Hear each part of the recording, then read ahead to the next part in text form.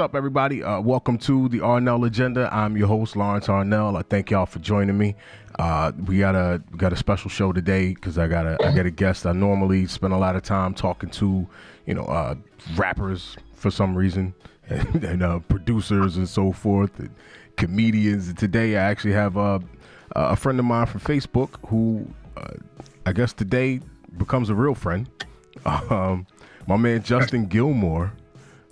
Justin, I welcome to the show. First of all, thank you. I thank you for joining me. I thank you for your time, man.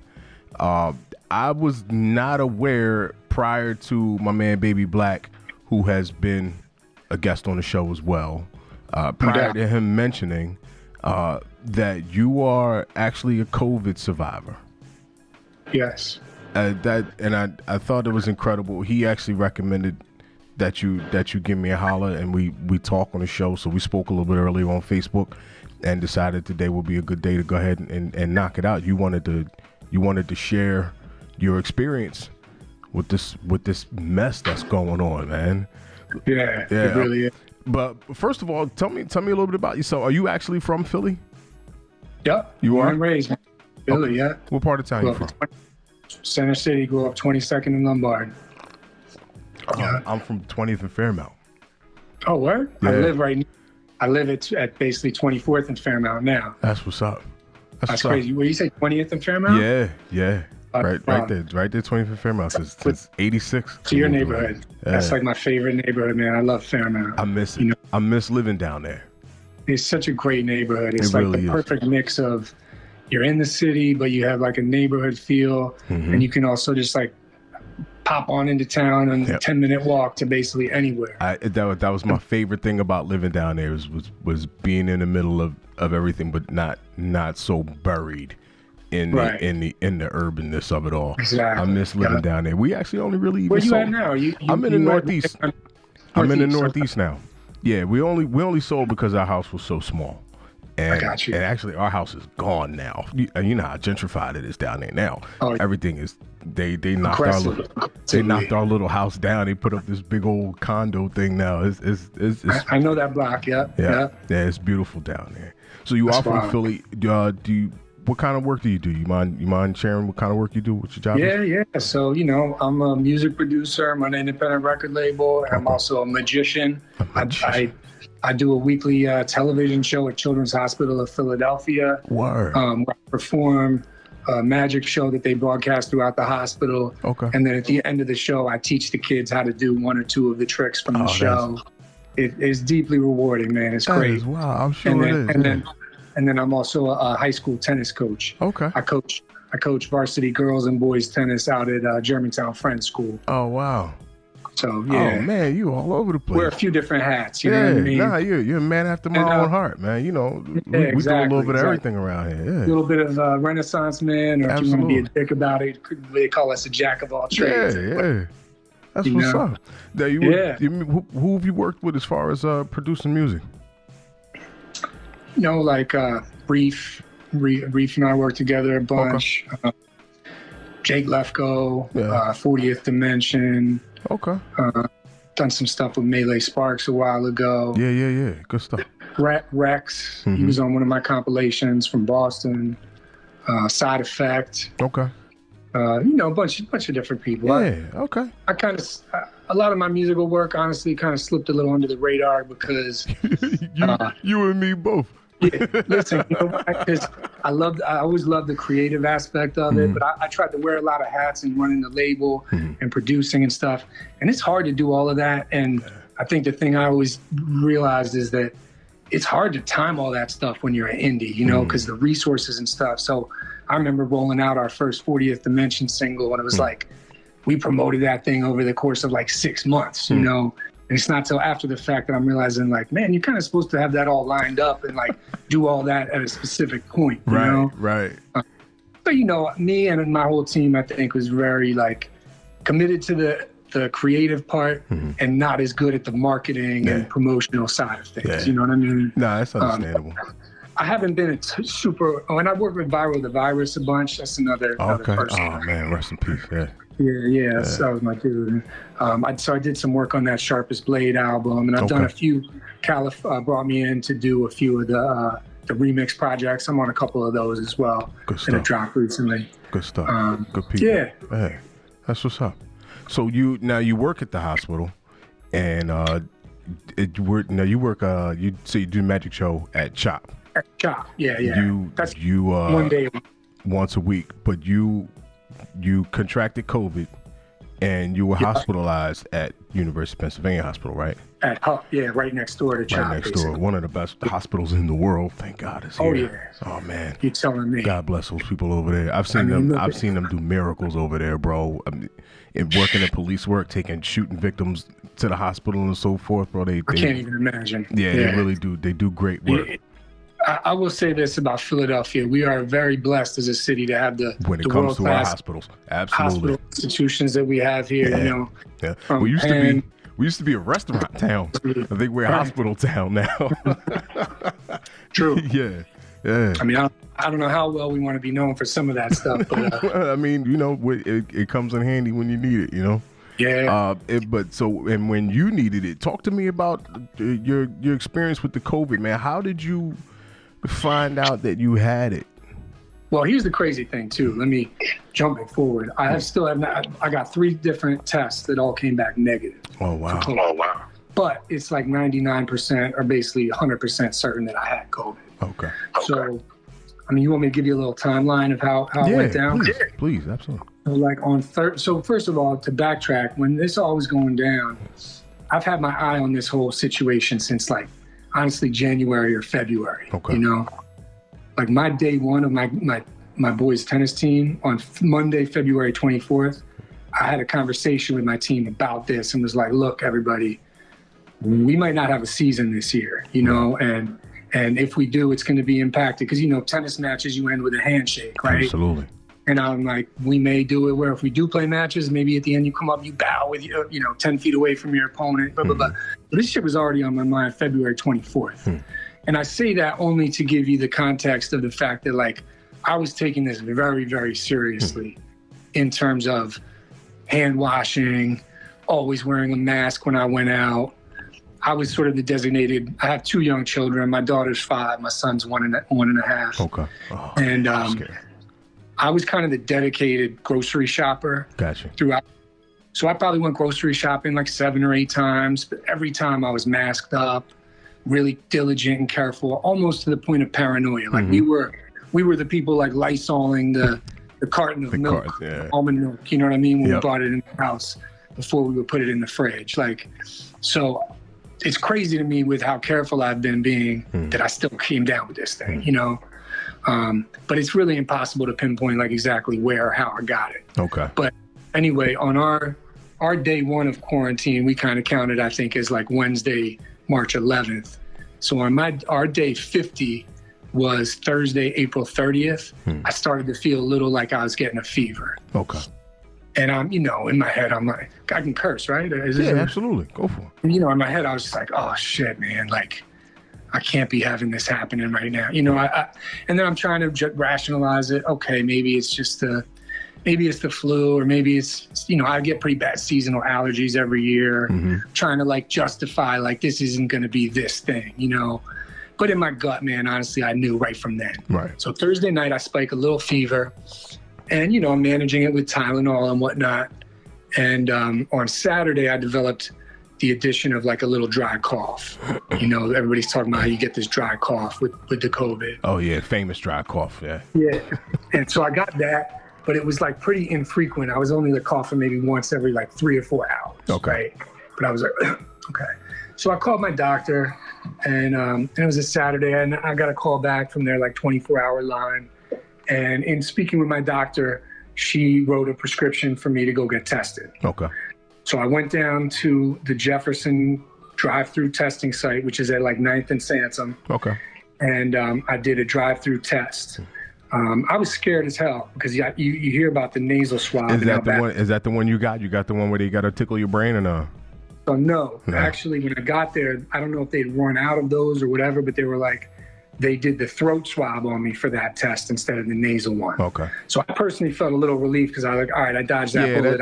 That test alone is pretty intimidating. Yo, the thing they shove up your nose, which I did eventually get 3 times, that shit's crazy. Oh, wow. But so on that Saturday, they did the throat swab on me, and that was pretty unpleasant. I mean, they're gagging you and throwing this thing back in there. Right. Forget that swab. They swabbed me up. They said, the process of getting the test was actually, from my perspective, like surprisingly easy. Pretty simple. Called the number. I'm supposed to call this number 10 minutes before I go down there. Boom, get down there. There's not one other person there. It was like I was in and out of that testing site in like 5 minutes, maybe less. Okay. Pre-cleared to go. So they test me, send me on my way. Driving home that day, ironically enough, it was a beautiful day in Philly. I'm driving home and driving by just like swaths of people outside, no masks, hanging out in groups. Man, I felt like hanging out the window with my upper body like a dog and just be like, what the fuck are y'all doing? You know what I just had to do? I was like, I was pissed and I like hurt. And I'm thinking like, why are these people not taking this shit seriously? So anyway, at this point, my symptoms are starting to get worse and worse. I'm starting to get like headache. I got basically all the additional COVID symptoms. The only one I didn't really end up getting like full throttle was they talk about the loss of taste and smell. Okay, I just heard about that one recently. My loss of smell got maybe a little diminished a couple of times, I felt like, but I never like lost it. Okay. But other than that, I had basically every other COVID symptom that's listed. Okay. So, what have they been saying since the beginning of this? Like, don't go to the hospital unless you really need to. Right. And also, like, if you get sick, you self-isolate in a room in your house and you try to ride it out, right? So that day, I basically was up in this like 3rd floor room we have in our house, sleeping on like a crib mattress. Hiding from your own family. Yeah, hiding from my own family, sweating it out. The only thing from that first Thursday fever through a couple of days ago, the only thing that gave me any relief really was Tylenol. Okay. So like when I would take Tylenol, like an hour in, I would sort of feel like manageable for a few hours. And then towards the tail end of that cycle, I would get the fevers and chills like crazy again. Word. So that Sunday, the next day after the test, I get a call and they say, okay, you tested negative for the COVID. But they immediately follow that. Like I wasn't relieved, you know what I mean? I didn't feel like, oh, great. Because you feel how you feel. Because you feel how you feel, and I knew that I had this shit, So I was like, okay. And they also follow it up, of course, with the immediate disclaimer, which is also there's a lot of false negatives. So therefore, you should continue to monitor your symptoms and maybe get tested again, right? And come to find out, a doctor friend of mine was telling me it's 30% false negatives with these tests, which is, that's a high number. Yeah. If you're talking about somebody rejoining their family or feeling like they're able, we're talking about reopening society. Yeah, and we're still dealing with a 30% margin. How's that going to work, right? Wow. You know what I'm saying? That's almost like a coin flip. It really is. Yeah. So then basically like that Monday and Tuesday, things just got worse and worse. And I basically started having trouble breathing, But again, I'm going to be honest with you. When this whole shit started, I had it in my head that if I had to go to the hospital during this, I was going to die. Nah, I get that. There's a lot of that. Psychologically, I felt like if I have to go into the hospital, I'm going in. You're hearing about stories. People get intubated, put on, and they go from bad to worse. It seems like a lot of the people who go on the ventilators don't make it back off. Right. Yeah. Exactly. And I think the truth behind that is that like by the time they get to the point where the ventilator is an option for help, it's so far along. Right.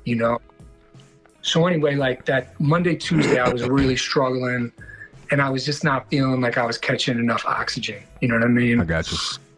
Wednesday, and throughout this, I was still talking to my primary care doc a little bit. And he was giving me ways to manage. He might have called in a cough syrup on Wednesday. Okay. And but he also on Wednesday when I spoke with him, he said to me, if you get your hands on a pulse ox, pulse ox is that thing they put on your finger that measures the amount of oxygen that's getting into your blood, basically. Right. So he's like, if you can get your hands on a pulse ox, he's like, if it's under 95, I want you to go right into the ER. Okay. And that was like a tangible like benchmark that I didn't really have before. Okay. And we don't have a pulse ox, but luckily a good friend of ours did. And she was like, all right, when I'm done work at the restaurant, I'll come drop my pulse ox off to you. That's a good look. Yeah. Oh, yeah. Is that something they make a consumer version of? Like, could you, oh, yeah. I've never seen anything like that in a home before. I'm going to be getting one soon, too, just to have it. Now I know it's actually pretty important. That's good. Yeah. It's just a little clip right on you, like battery operated. You just clip it right on your finger, you know? And it doesn't draw blood or anything like that. It just like it's... Yeah, when you go into a clinic, they'll snap one of those on your finger and so forth. But like I said, I've never seen anything like that for the home. Yeah. Sounds like something that should be in a phone. I know they do exist because, you know, this was... So basically, like, you know, I'm alone. At this point, we moved me down to my daughter's room, which is like downstairs on the second floor right next to the bathroom. So I'm basically alone, sweating in this room all day by myself, barely seeing my family. That's frightening. So our friend dropped off the pulse ox, and my wife just like left it outside the door. I opened the door, I grabbed the thing. I didn't even really know how to use it, but then I realized it's just one of those things you just turn on and put on your finger. Simple enough, yeah. I turn it on, clip it on my finger, and the shit said 88. Well, yeah, so you far beyond that 95. Bro, like, and it just confirmed how I was feeling. You know, I was like my worst suspicions, and I was just like, damn. And I'm like, I gotta go to the hospital. So my wife got some clothes together for me, put 4 photos of my family in with that. That was like, I was looking at those things, you know, in those first few days. Like that was the last looks I was gonna have on my kids and my wife. And I hit my brother up. I was not sure if I should do an ambulance, but I hit my brother up and he offered to drive me to the hospital, which I felt weird about because I didn't want to risk. You had to be so close to him in the process of doing that. Yeah. I mean, I rode in the back seat. I threw the window down. We both had masks. Wow. He had some like Lysol wipes he was going to do when he dropped me off. But I'm not going to lie, man, that drive out to the hospital was terrifying. It sounds like a movie. I'm seeing the movie Outbreak while you're telling the story. Oh yeah, it really is so scary. It's insane that to go through something like in this day and age, to have to deal with something like this. And I'm pulling up to like they have the emergency room had like a tent set up, I think, for where like COVID people are supposed to go. And my brother pulls up. I got out of the car and like I'll never forget. As I'm getting out of the car, I see somebody getting wheeled out in the wheelchair, and like me and that dude met eyes with each other. Yeah, it was just like, this guy's leaving and I'm coming in, and it was like this weird moment of just feeling like I hope I get to be him and come back out. Right. You know what I mean? So I checked into the ER. They took my oxygen levels there, and it was like same thing, 87, 88. Okay. They checked my fever. I was still like 101 fever, even though I was on some Tylenol at that point. They immediately checked me into the ER. They tested me for the flu. I know some people say, oh, you keep testing negative. Maybe it's just the flu. Maybe it's just the flu. Nah. Yo, this shit is not the flu. I've had the flu. The flu is terrible. Any kind of fever with chills and all that shit is terrible. Yeah. This is like the flu on steroids. The flu don't strangle you. Right. Yeah. I don't even know how people could make the comparison. The flu don't take your breath away. I think people don't want to admit realities that are uncomfortable for them.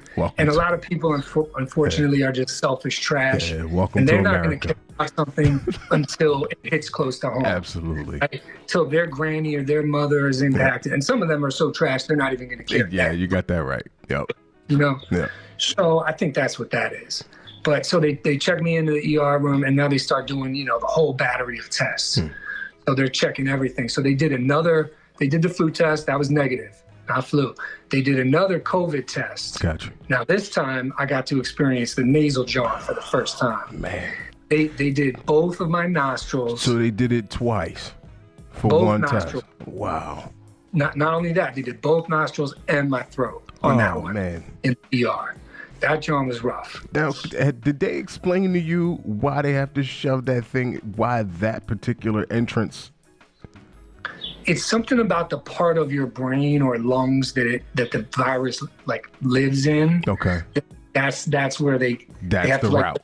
They basically have to get to the back of your throat, and I guess the sinus passage. So not the lower throat, but like toward the upper. Okay. I don't know if you've ever seen, there's like a sideshow dude. There was I forget what it was called.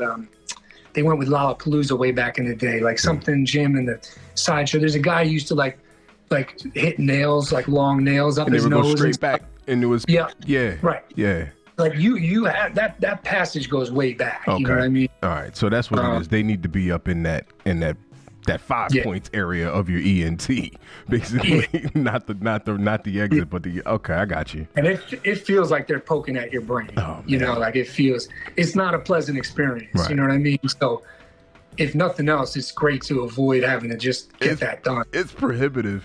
The visuals of it is prohibitive. I don't want one. I don't want to get tested. It's not pleasant. Man. Yeah. And I ended up getting another one after that later, a couple of days later even. So anyway, they did a chest, like an EKG and a chest scan, and my chest scan showed that I had pneumonia all through my lungs. No kidding. Yeah, Of that's the pneumonia seems to be a pretty common feature of this, I think. Okay, they come as a team. Yeah. What it sounds like is the virus, it attacks your body and your immune system tries to kick in and heal itself. And that creates the pneumonia because it's like your immune system trying to like get rid of it. And now you're like drowning in your own lungs, basically. Gotcha. Yo, the woman showed me my scan, my chest scan, and she was like, yo, this looks terrible. And I was like, I'm sitting there like, yo, thanks. Why like, would you say something? It was pretty rough. It was pretty blunt the way she put it. It's kind of like, and she turned it to me and she's like, shows me my lungs, right? And you see the outline of your rib cage and all that shit. And she's like, you see this? She's like, this is all supposed to be black. And it was just like milky white through the whole shit. Like it just looked terrible. Oh my God. And my heart sunk because I was just like, damn, like I'm going through this right now. Like I might die from this, you know? I mean, it's it's bad when the hospital staff lose all their composure, you know? Right. Like they can't even ease you through this at this point. It's like, oh man, this is terrible. Yeah, they're not even faking it or nothing. So, you know, they basically ended up doing, there was like some other elevated things. I had like a liver enzyme thing that was really high. Okay. My blood sugar was really high. And then the other thing that they're really worried about that this thing seems to be causing is blood clots. So it's causing clots in a lot of people, like in their lungs and stuff. And then it's causing pulmonary embolism. People are having strokes from this. So there's like a lot of concerns. It's like, I mean, that's what I think is the scariest thing about this virus. Not only how little is known about it, but like how all-encompassing. All the other things that it does to you. It's not like it's attacking you on all fronts. You know what I mean? You got a pulmonary situation going on. You got a cardio situation going on with a virus we got no real treatment for. It's very devious. I was describing it to someone almost like a 3-shell game. You know what I mean? And it's like you deal with this over here. You could feel now it's going to slide over here and try to take you out that way. You know? Yep. So I was like, I got to the hospital about like 10 p.m. on that Wednesday. Okay. I guess it's like Wednesday the 6th. And I got officially admitted to the hospital around maybe like 2 a.m. that night after they finished doing all the different tests and stuff. Because I tested negative, they didn't send me to a dedicated COVID floor. Okay. So I just went up to like the 12th floor, which I think is like internal medicine or something. But because I was treated as COVID likely or COVID suspected, they put me on isolation. So basically now I'm in this one room for the next 6-7 nights by myself, you know? So that COVID test that I took in the ER, that one came back negative too. And then a couple of days later, a doctor came in, and what was explained to me, and this is where the nasal junk gets even worse. You're not gonna like hearing this, man. Okay. I'm sorry. But no, I'm sorry you had to go through this. I'll do my best to take the story. I mean, I just want to be real with people, share my story. And absolutely. Some of this shit, like, I didn't know about either. So they tell me that they were like, they were asking about the ER test, COVID test, and the previous one I had at the drive-through site. And they were like, let me ask you a question. For the nose swab, were they up in there for 10 seconds? And I was like, 10 seconds? Like, my God, like, so the woman in the ER was maybe like 3-4 seconds up in this one, 3-4 seconds up in this one. Oh, to really get the test properly, supposedly, they're supposed to go up leave it. and leave it in there for 10 seconds. Then do a slow twist and then pull the John out. So that was like, I've seen that. Yeah. So now the third and final COVID test I got, it was a doctor who administered it to me, and she did one nasal passage, and I believe also my throat. Can't quite remember that detail. Some of this shit is already kind of fading away. You're already repressing shit. Yeah, exactly. And there's more to come from that. So it's good we're talking now. You know, I might have to look back on this just to remember some stuff. But I will say this: that doctor on that third test, she was up there for the full 10. She gave me the slow 10 count, did the twist, and that was like I felt that out. So in my head, I'm going, okay, at least now like that test should pop positive. Right. You know. Day later, that test was also negative. Jesus Christ. Yeah. And then a day or two after that, I had the antibody test done, and that also came back negative. But the thought on that is that the antibodies take like a couple weeks to build up sometimes. Right. So I probably got that tested like a little too soon. Right. While And you're still feeling sick, so there's no way you got symptoms. that. Right. I'm still, exactly. Right. So I think like now that I'm out, next week, I'm scheduled to see my doctor and get some other tests done to follow up about the elevated liver enzyme and whatnot. So, like, the hope is that I'll be able to get that antibody test again in like a week or so. Okay. And, you know, knock on wood, if that's positive, it might provide some immunity or protection or something. But they don't even know. Because I was asking about that, and you know, that's the scary thing about this. I'm asking these doctors a lot of questions. I'm pretty involved in what they're doing. And there's no definites. There's no certainty whatsoever. Nothing. That shit is scary as hell, bro. That's why anybody who tells you that's just this or that, fuck that person. That's an idiot talking. Who's just like a lot of conspiracy theorists. I understand conspiracy theories because it provides comfort, because it gives you the feeling that things are happening for a reason. Right. Someone is in control. Right. Like there's an agenda. Like it's not just random and chaotic. That's the real truth, right? The world is a. And then when you add to that the bubbles that we all live in, you know, you're on Facebook, you're only associated with people who you think alike, and you know, and then you got that bubble you're in with that confirmation bias and your conspiracy theory, and next thing you know, everybody feels so good that they're protesting on the steps of the state capitol. You know what I mean? Everybody feels I didn't know so many people could be so swayed.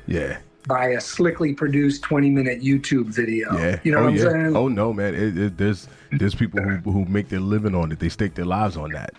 Yeah, absolutely. Well, it's a shame. I mean, critical thinking needs to make a return. We got a long road back. We got a long road back, bro. So after this third test, they decided to hospital. How did they make the decision to hospitalize you? Oh, I mean, there was no decision to be made. Like I think like I would have died. You know what I mean? So that Thursday night, like because my pneumonia was so bad. Okay. All right. The other thing about the negative COVID test that's interesting is that every time that I was kind of like disappointed, like damn, it's negative again. Their response to me was always interestingly, it wouldn't have changed our treatment plan at all anyway. Okay. So basically what that tells me is that like what they were doing was just treating the pneumonia. Okay. So I was on pneumonia. I was on antibiotics for 3 days with this pill form that was a strong thing, and 4 days of an IV treatment of antibiotics. Okay. For the pneumonia. But basically like they just treat whatever symptoms the COVID pops up. Yeah, when you think about it, because they don't have any way to treat the actual virus. So all they can do is treat the other ailments that the virus is causing you. Put it this way, the things that they are doing, like the remdesivir, whatever, or remember Trump for a while was talking about the hydrochlone or whatever. Yeah. All that stuff, and there's a few other things, I think some of which, one is like an animal, you know, like a biological product, a couple other things. I know Temple University is using a couple of them in their treatments. All that stuff is either off-label and or completely unproven. And I think the unfortunate thing is if you get to a point where, like if I got to a point where I was bad enough that things started failing or I didn't respond to the antibiotics and my pneumonia hadn't cleared up, you might get to the point where they're like, why not? Let's try giving this to this remdesivir stuff. You know, bring in the bleach. Right. Yeah. Bring in the sunlight tunnel. Bring in the sunlight injector. Yeah. So you spent a few days in there basically treating the pneumonia, antibiotics and so forth. What was that? 3 days in the hospital? No, man, I was there 7 nights. Seven nights in the hospital? Was there, let's see, Wednesday night, Thursday night, Friday night, Saturday night, Sunday night, Monday night. What's today? Thursday? Today's Thursday, yeah. Tuesday night. Yeah. I just left yesterday. Okay. So I was there 7 nights. And now you're quarantined. In one room, basically by myself the whole time. Oh, wow. I didn't mean to cut you off. No, that's fine. I'm just trying to so the people have because this is as much information as I've ever had about how you're actually treated when you go in. You know what I mean? Like you said, so many people go in and don't come back out. We don't know. You know? Right. So you go in, you spend 7 nights in there being treated basically for the pneumonia, getting the antibiotics and everything. You come out now and you are still you're not all the way home yet. You're still currently quarantined. No. Yeah. So like the protocol is that you need to, before you can go back to like your family or whatever, be around people, you have to be 14 days from that first symptoms. Okay. Like the first day of your first symptoms. Okay. Plus you need to have 3 days of no fever. Okay. You know. So also I didn't mention I was on oxygen this whole time. Oh. When they popped me on the oxygen when I came into the ER, I was on oxygen straight through till I guess they took me off the oxygen on like Monday. Mm-hmm. The same day they took me off oxygen completely was the same day that they took me off the Tylenol completely. Okay. And I'm not going to lie, I was a little nervous about the oxygen, but I was crazy stressing about the Tylenol because for like 2 weeks, that was the only thing that was your lifeline. That was my lifeline. Yeah. So when they told me, they're like, not only the Tylenol might have had something to do with this liver thing that was elevated, so they didn't want to exacerbate that. You're only supposed to take that stuff for a couple of days.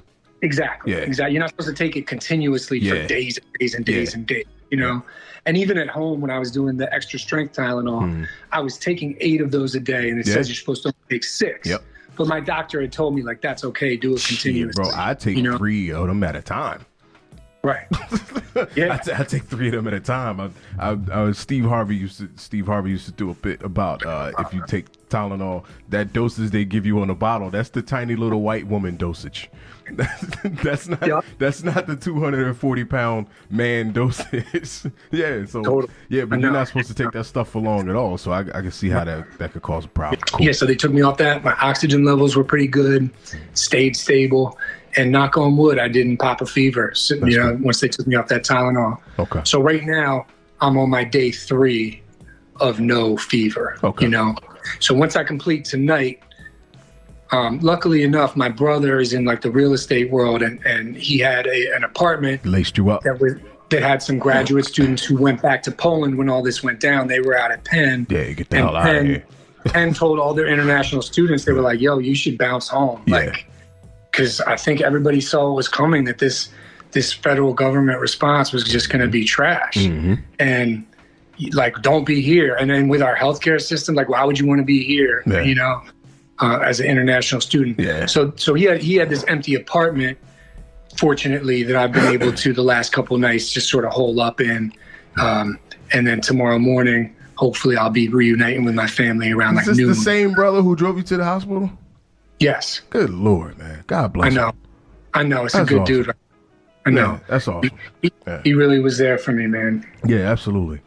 I'm really glad this is panned out for you, and for the most part, man. This is, like I said, you only hear about the absolute tragedies.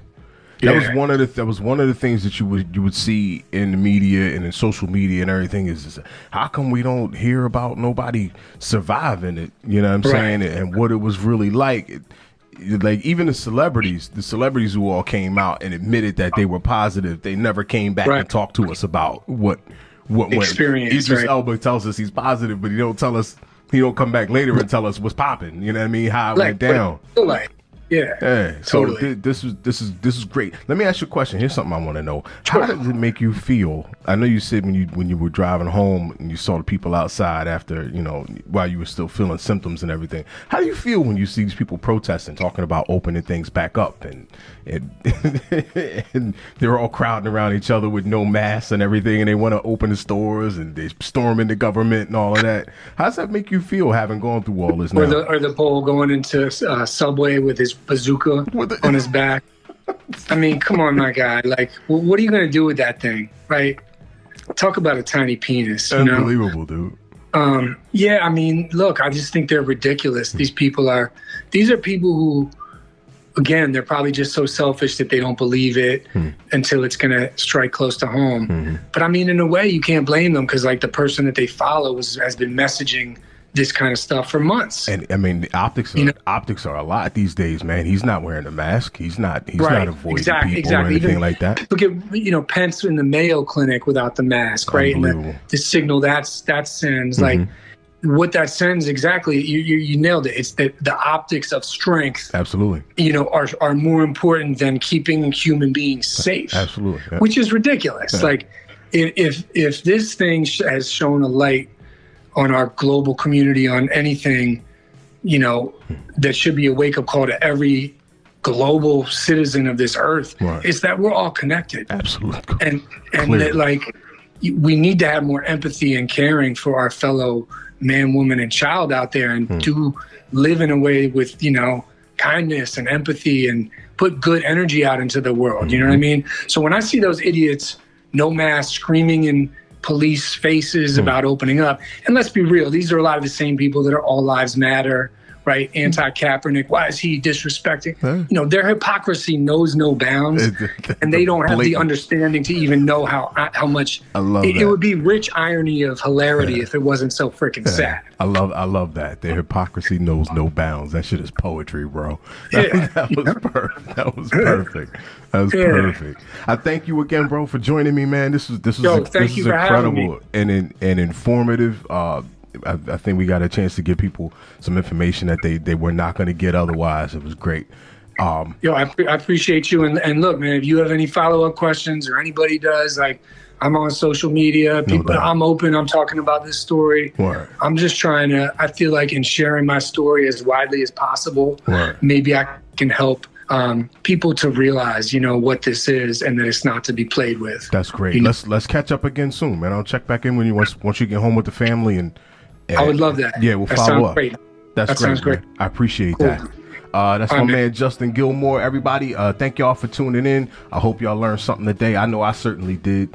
Again, I'm your host, Lawrence Arnell. This is the Arnell Agenda. I'll catch y'all in the next one. And whatever you do good first. All right? That's right. Peace.